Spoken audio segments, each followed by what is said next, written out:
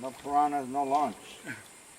Oh, well, that might be a blessing. The big, I had one come all the way up to the surface. And they really strip. Probably get a couple, more than one, hitting the bait. I mean, if you watch these guys in the films, the way they go after stuff. Is that howler? Holler, they make a different sound. I got more tapes, Dave.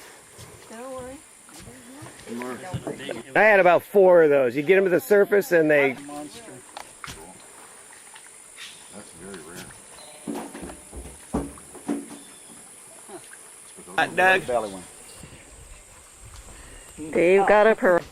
It looked like it was eating it. Yes. Swinging too much. Sorry, that doesn't work.